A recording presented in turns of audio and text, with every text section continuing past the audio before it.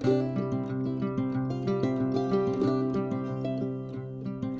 Friends, मैं हूं doctor Nita Gupta और आज हम बात करेंगे एम्ब्रियो ट्रांसफ़र के बारे में। ये आईवीएफ में फ़ाइनल प्रोसीजर बन जाते हैं तो हम एम्ब्रियोज़ को बच्चेदानी के अंदर रखते हैं और 14 दिन बाद टेस्ट करके देखते हैं कि आईवीएफ सक्सेस रहा या नहीं।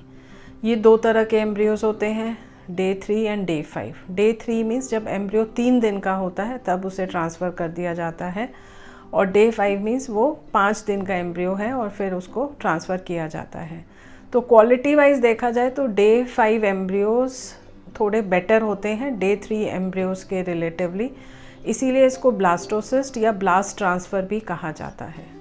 अब एम्ब्रियो ट्रांसफ़र दो तरह के होते हैं, एक होता है फ्रेश एम्ब्रियो ट्रांसफ़र और दूसरा होता है फ्रोज़न एम्ब्रियो ट्रांसफ़र। दोनों में क्या फ़र्क है?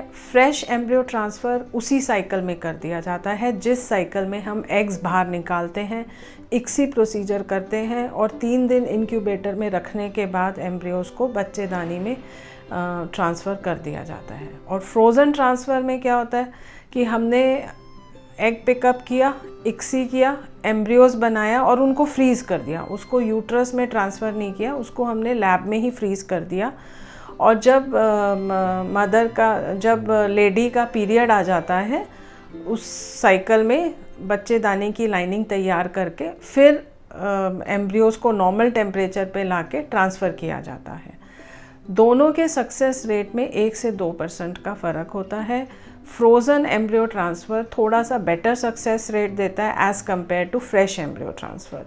वो इसीलिए क्योंकि जब हम पिकअप के लिए लेडी को हार्मोन्स के इंजेक्शन देते हैं जो अक्सर 10 से 12 दिन के लिए दिए जाते हैं, तो अंदर का जो हार्मोनल बैलेंस है वो थोड़ा सा हिल जाता है और जिसकी वजह से इम्प्लांटेशन पे असर पड़ सकता है।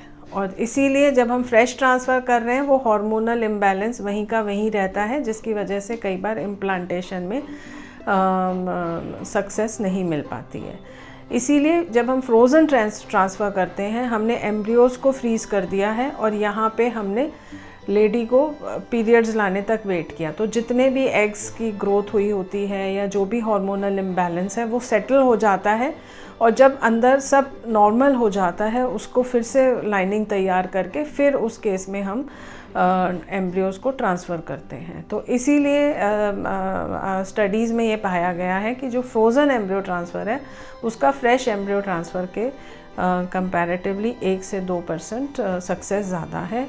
और एक कंडीशन होती है ओवेरियन हाइपरस्टिमुलेशन सिंड्रोम, उसका भी इंसिडेंस काफ़ी कम हो जाता है जब हम फ्रोज़न ट्रांसफ़र करते हैं as compared to fresh embryo transfer. Thank you.